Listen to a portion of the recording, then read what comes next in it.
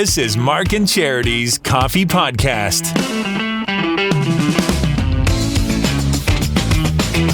Hello, world.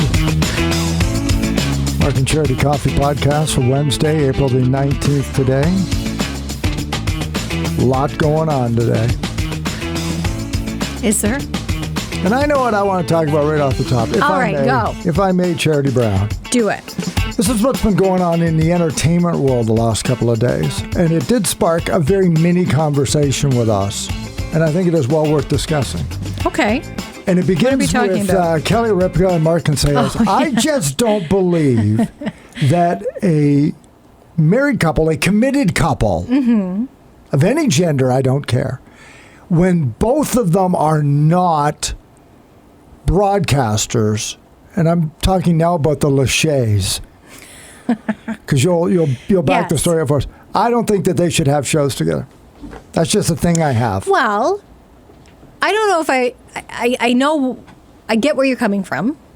I don't know if I agree with that wholeheartedly. Because I go back to Regis Philbin and his wife, Joy. Right. And I wouldn't say either of them are broadcasters. Regis maybe, because he had a very lengthy career in TV. And as a host, per se. I found he and his wife did very well together. And I don't mind Mark and Kelly. I think they do well together. But you're right, Nick and Vanessa, when you take people who really, there's a certain personality, as you know too, even doing what we do on radio, that can pull it off. And I keep trying, and I hope one day I can be there. But me too. Before I have to grow up and get a real job. But with anything, you need the right people in those positions. Just because they may be a good actress, just because they may be a good musician, doesn't mean necessarily they'd be a good host. Tremendous point, because my point is the only criteria they seem to have is that it is their spouse. Yeah. Sure, they have an aptitude for it, but you've chosen them because we think it would be a good idea if a committed couple did the show. And I just think that's bad.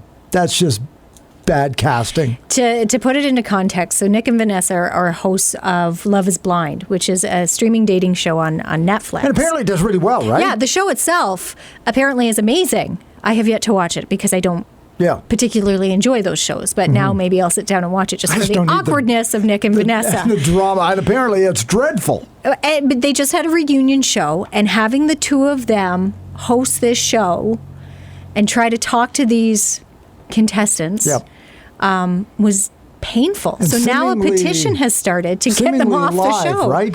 Seemingly, it's always quote unquote live. Yeah. But it would have been taped. It wouldn't have been live. They could normally edit out the really awkward bad parts so you wouldn't see them. So if that's what's playing, what got cut? Yeah, right? Yeah. That's my point. Oh. Yeah, it struck a nerve too, because I did have it in the Pulse this morning. We did get some feedback from listeners who were like, they were awful.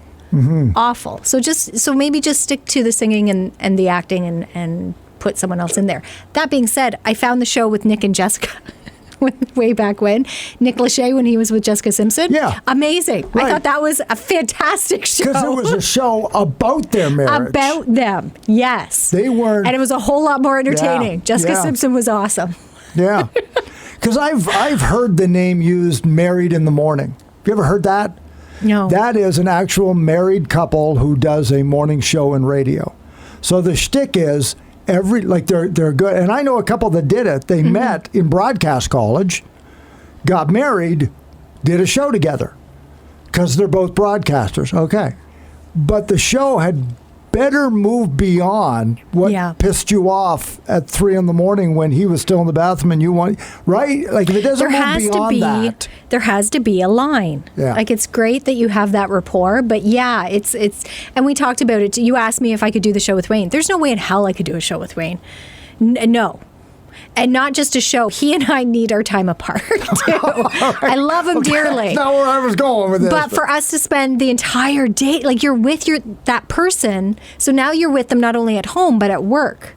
And to me, that's a lot. And as you said, how does that not carry over? Yeah. How do you stay focused at work, on work, and not let it bleed in? And vice versa. True. How do you not let it bleed into your home? So I do think there needs to be a line. And just because you're partnered up with someone at home, doesn't mean that necessarily that partnership's going to work in a work environment. Yeah, on TV especially. On TV, yeah, where people can see you and... Or radio and hear it. Exactly. Because so much of what we do, we talked about before, like we're on the air for 3 hours, we're prepping the other 21. That's the 24 hours in our day. So if both of you are always on looking for something else, you can't get away from it. If your partner on the radio is your partner in real life and you can't escape that all the time, that's just so oppressive after a while. It can be, because you do need to shut it off sometimes too. And there is the flip side of that. When you're at home, when are you working? It's balancing your work and home. So if you're with the same person all the time, where's the line? Where do you put the focus and when? So and at least 10 times a day you'd be saying, that's not going on the air tomorrow. Yes, it is. Oh, we're totally talking about this tomorrow. Absolutely. So Kelly and Mark will see if they find their groove, but... I'm sure they will. In that case, I think people are just wanting to bitch. Yeah. Honestly, I think... I think so. I think people just want something to be angry about. She's a lightning rod for it, too. Like she has a lot of detractors. Because she's a powerful woman in Hollywood. Not everybody likes that. She's the executive producer, so she's the boss. It's her show. Right. And there is that side of it, too. And you can say as much as you want about how things are becoming equal. I think we know it's not. But that dynamic of going to work and working for your partner. Yeah. Not just with, but now you're working for your partner. How does that not follow you home? Right. How do you keep that straight? Yeah. So it can be tough. So that's interesting. So that's going on. And this morning we also talked about the fact that Tim Hortons has ruined all of the suspense by telling us the two donuts that are coming out on May 31st, the Walnut Crunch and the Cherry Stick. Cherry Stick donut. Walnut Crunch everybody wanted. Nobody wanted the Cherry Stick. So this is what I think's going on. I think they did it on purpose to stir up the Dutchie crowd. They thought for sure it was going to be the Dutchie. And then they're going to swoop in at the last minute and make the switch. Because they're just looking for a way to create all of this drama. And I think they've done it. Donut drama. Hashtag donut drama. That's what I'm going to call it. Really? Cherry Stick. Now it's false. It's a false front. Well, as I pointed out this morning, and as you said, it's very Canadian. People have kind of embraced the Cherry Stick too. We put it up on our socials, and you're right. The Dutchie was number one. Yeah. Some mentioned disappointment at not the blueberry fritter. True. They were kind of hoping, but they were okay with the Walnut Crunch. And a lot of people were like, well, I've never tried a Cherry Stick, so maybe I'll try it now because it's coming back. Can't we just be disappointed? Being angry. Like Mark. Give me the sugar twisty. Oh my gosh, I love that. Well, and even if they don't bring it back this year, maybe the Dutchie's got to be back next year. You're right. Maybe that'll be a thing. It's got to be. Put some pumpkin in it in the fall and bring back a pumpkin Dutchie. Why are we giving this stuff away for free? I know. Why am I not writing it down? You got to stop. They're all going to make money and we're not going to get a dime. But they both come back May 31st. So just ahead of National Donut Day. And yes, available for a limited time. Do you know what today is? Today is the 10th annual celebration of Canada's film industry. Yes. It's also Quinte Film Alternative Wednesday. Every other Wednesday, that organization brings in films that have a cultural significance to them that you would not see at the Galaxy Theater. And Minnie Verber's a good friend of ours on the show.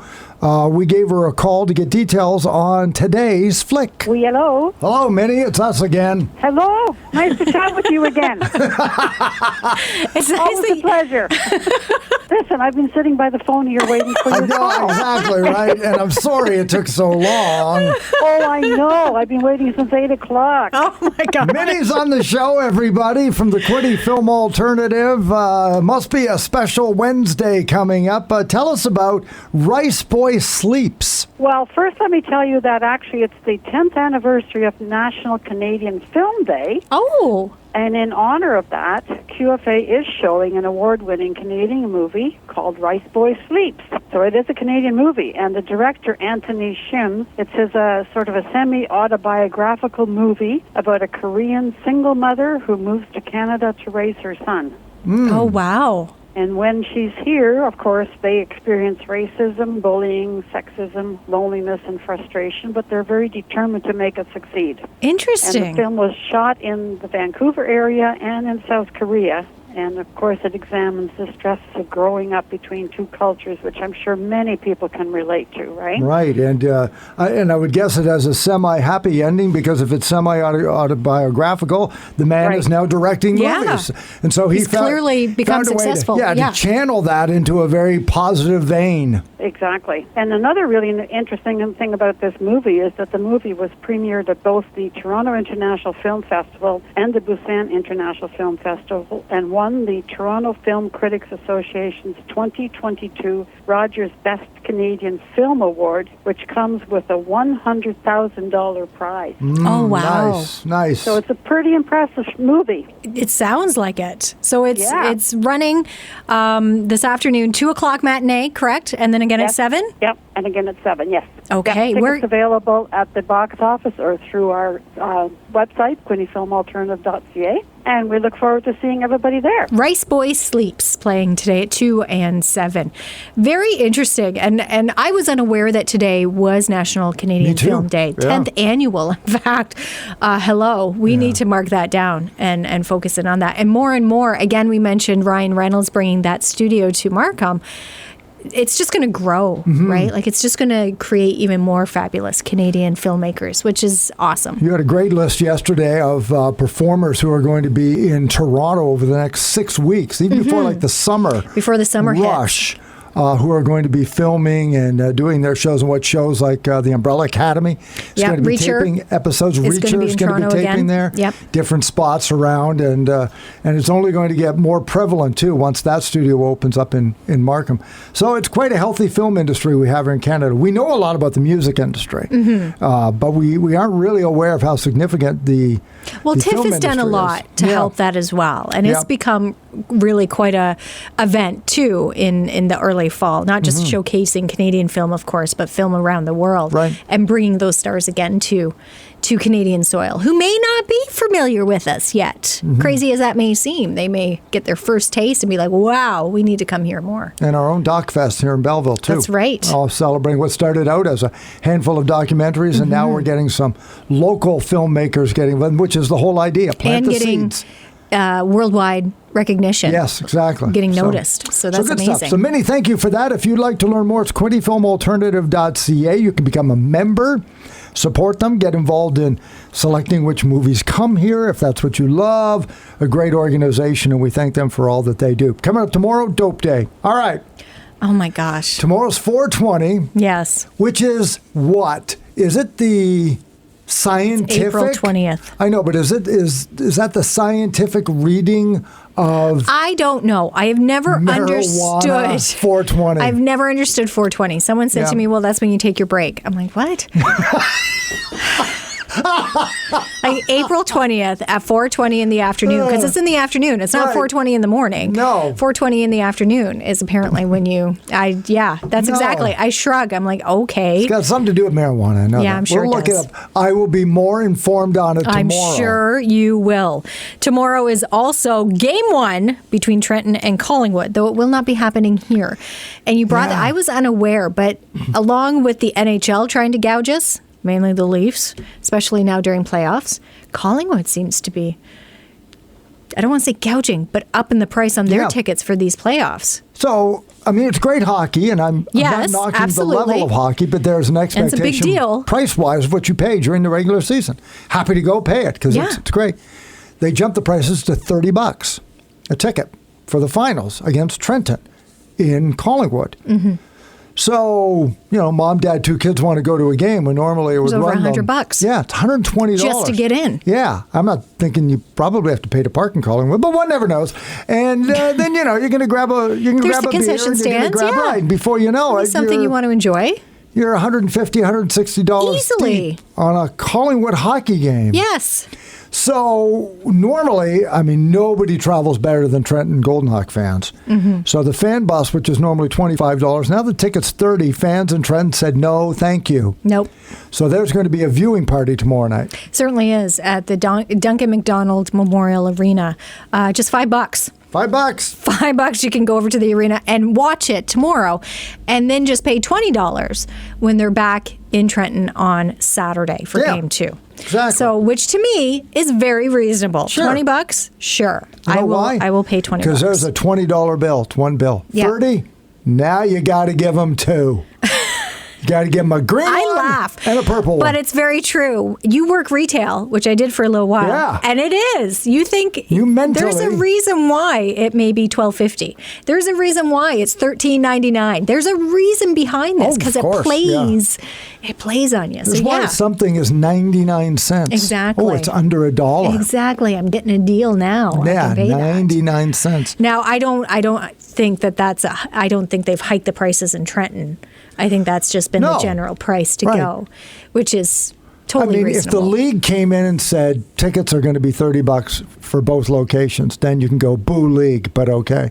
But clearly, if Trenton can charge 20, why is Collingwood charging 30? Like, come on, guys. Maybe they didn't get fans. Ridiculous. Well, I wonder why. Don't overcharge them, and they'll come and cheer your team on. Maybe. Like, don't do that to them. I know. Things are expensive. You don't need to add to it. You're right. We don't need that. Does Galen Weston own Collingwood? Is that?